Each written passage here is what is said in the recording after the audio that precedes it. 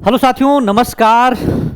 आज मैं आप लोगों से एक ऐसा बात पे मैं चर्चा करने जा रहा हूं कि जो इस समय आंदोलन को पूर्णतः दबाने के लिए क्या क्या चीज़ों को अपनाई जा रही है। और बिल्कुल इस लेटर को देखने के बाद आप लोगों को समझ में आ जाएगा कि किसी टीआरई 4 के शिक्षक का तो दिमाग नहीं हो सकता है। वो विद्यार्थी जो इस भर्ती में अपीयर होने वाला है, अगर कोई भी छात्र है तो उसके दिमाग की ये उपज नहीं है और नहीं है। ये मैं पूर्णतः कह सकता हूं। और मैं ये भी कह सकता हूं कि जब माननीय शिक्षा मंत्री जी आईएएस लेवल का दिमाग तैयार करना चाहते हैं, आईएएस लेवल का शिक्षक बनाना चाहते हैं, तो ये किसी न किसी आईएएस लेवल के काम का, यानी जो दिमाग रखता होगा उसी का काम है। और पूर्णतः ये बहाली को इधर का उधर करने की ये पूरा कवायद की जा रही है। मैं आपको दिखाता हूं इस लेटर में क्या लिखा गया है। इस लेटर में कल से मैं देख रहा हूं कि ये बहुत सारी चीजों को, ये लेटर कम से कम बहुत विद्यार्थियों को गुमराह कर, लेकिन इस लेटर को पढ़ने के बाद एक चीज तो स्पष्ट है, ये चीजें हैं कि ये कोई भी छात्र, मैं तो ये कदापि नहीं मान सकता हूं कि कोई ऐसा भी छात्र होगा जो इसका समर्थन के लिए जाकर के माननीय मंत्री जी को ये दिया हुआ। लेकिन एक से पहले एक बात और मेरा है, क्या ये मंत्री जी को ये लेटर दिखाई दे दिया? मंत्री जी को ये सारी चीजें समझ में आ गई, लेकिन क्या जो आंदोलन पे बैठे हुए विद्यार्थी हैं उनके लिए इनके पास कोई समय नहीं, उनको समझने के लिए इनके पास कोई दिक्कत, कोई वो नहीं है? आप समझिए इस चीज को कि जो विद्यार्थी आंदोलन कर रहा है, रेगुलर धरना प्रदर्शन हो रहा है, रेगुलर किसी को कुछ चीज की प्रॉब्लम है, किसी को खाने की दिक्कत है, किसी को वहां नहाने की दिक्कत है, वॉशरूम की दिक्कत है, हर एक स्थिति में जो वहां खड़ा है उसकी बात माननीय मंत्री जी के पास नहीं आ रही है। लेकिन ये लेटर जैसे पहुंचा, उनके दिमाग में ये सारी चीजें चलने लगी कि हां, ये जो मांग आया है, विद्यार्थियों का मांग है कि जो भी चीजें हो रही है बिल्कुल सही है।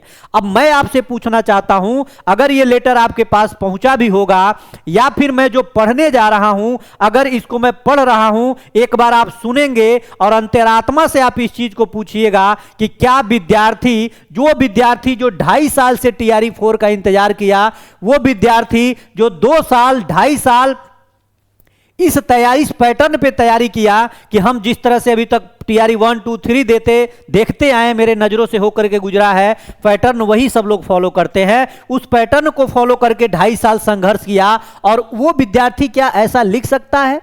क्या ऐसा सोच सकता है? क्या ऐसा उसके दिमाग में चल सकता है? इस चीज को समझने की जरूरत है। और मैं ये टेलीग्राम पे आपको दिलवाऊंगा, लेकिन मैं एक एक चीज शब्दशः मैं आपको पढ़ करके समझाना चाहता हूं यहां पे क्या लिखा है। मुझे लग रहा है कि आप लोगों को ये पूरा दिखेगा नहीं, लेकिन आप लोग थोड़ा सा, मैं पढ़ रहा हूं इस चीज को आप तो समझिएगा। लिखा हुआ है, सेवा में माननीय शिक्षा मंत्री महोदय, शिक्षा विभाग, बिहार सरकार, पटना।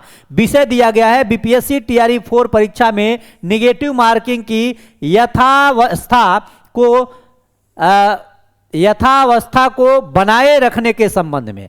अब समझिएगा, यहां कहा गया है कि महोदय, सविनय निवेदन है कि बीपीएससी टीआरई 4 में निगेटिव मार्किंग को समाप्त करने की मांग को लेकर कुछ छात्र नेताओं एवं अभ्यर्थियों द्वारा आंदोलन की बात की जा रही है। समझिएगा, आंदोलन की बात की जा रही है, इनको नहीं पता कि आंदोलन चल रहा है। अब समझिएगा, इस संबंध में हम उन अभ्यर्थियों की ओर से अपनी चिंता व्यक्त करना चाहते हैं जो लंबे समय से परीक्षा की तैयारी में पूरी निष्ठा और मेहनत से जुटे हुए हैं। तो ठीक है भैया, आप भी जुटे हुए हैं, आप चिंता कर रहे हैं। मैंने कहा ना कि ये किसी छात्र का दिमाग का उपज नहीं है। ये उम्मीद करने वाले व्यक्ति हैं, वो उम्मीद करने वाले व्यक्ति हैं जो कहीं ना कहीं इन्हीं के पक्ष के होंगे, कहीं ना कहीं ये चाहते होंगे कि ये सारी चीजें चालू। अब समझिए, लिखा गया है कि वर्तमान समय में बड़ी संख्या में गंभीर एवं मेहनती अभ्यर्थी परीक्षा के नोटिफिकेशन, पाठ्यक्रम और निर्धारित विषयों का अध्ययन करने में पूरी तरह लग चुके हैं। वे अपना बहुमूल्य समय आंदोलन या अनावश्यक विवाद में नहीं, बल्कि अपनी तैयारी, रिवीजन, मॉक टेस्ट एवं एक्यूरेसी बढ़ाने में लगे हुए हैं। या तो ये भी हो सकता हो कोई माफिया हो, कोई कोचिंग माफिया हो, वो भी करा सकता है। अब समझिएगा, ऐसे में कुछ छात्र नेताओं द्वारा अभ्यर्थियों को विभिन्न प्रकार के तर्क देकर, बहला फुसलाकर आंदोलन की ओर प्रेषित किए जाने की स्थिति उत्पन्न हो रही है। उससे उन अभ्यर्थियों की तैयारी प्रभावित होने की आशंका है जो शांतिपूर्व अपनी पढ़ाई में लगे हुए हैं। अतः कुछ लोगों की मांग के कारण लाखों गंभीर अभ्यर्थियों की तैयारी और परीक्षा की मूल व्यवस्था प्रभावित नहीं होनी चाहिए। तो महोदय को पता होगा कि ये मूल परीक्षा, मूल जो चीजें हैं वो पीटी और मेंस नहीं था, मूल परीक्षा एकल एग्जाम था। इस पर भी इनको बात करनी चाहिए। अब यहां पे क्या कह रहा है, निगेटिव मार्किंग एक सकारात्मक परीक्षा पद्धति है। इससे अभ्यर्थी प्रत्येक प्रश्न का उत्तर सोच समझ कर देते हैं तथा केवल अनुमान तुक्के के आधार पर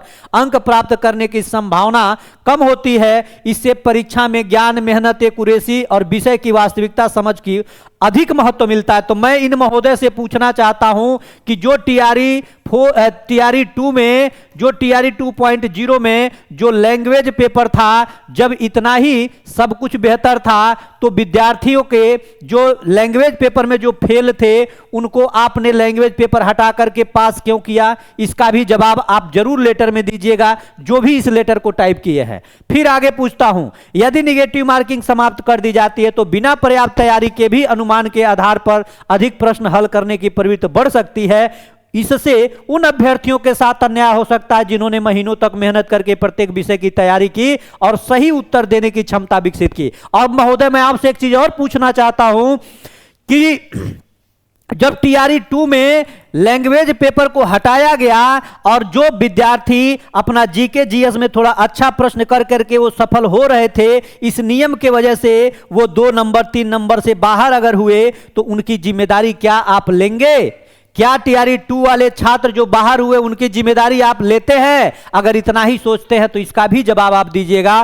फिर अतः हमारा विनम्र अनुरोध हो कि बीपीएससी टीआरई 4 में निगेटिव मार्किंग की व्यवस्था को यथावत रखा जाए। मेहनत करने वाले अभ्यर्थियों की किसी भी प्रकार के अनावश्यक आंदोलन अथवा भ्रम से बचाते हुए उन्हें अपनी पढ़ाई और तैयारी पर ध्यान केंद्रित करने का अवसर दिया जाए। बहुत अच्छी बात है, अवसर दीजिए, लेकिन ये पीटी या मेंस या दुद्दू को परीक्षा, 3 को परीक्षा और साथ साथ 1/3 निगेटिव मार्किंग, ये बिल्कुल गलत।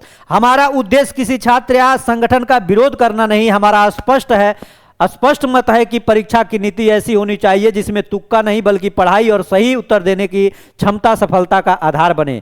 माननीय महोदय से अनुरोध है कि अभ्यर्थियों के व्यापक हित और परीक्षा की गुणवत्ता, निष्पक्ष प्रतियोगिता को ध्यान में रखते हुए निगेटिव मार्किंग को समाप्त न किया जाए तथा इसे यथावत बनाए रखा जाए। सादर भवदी टीआरई 4 की मेहनती एवं गंभीर विद्यार्थी।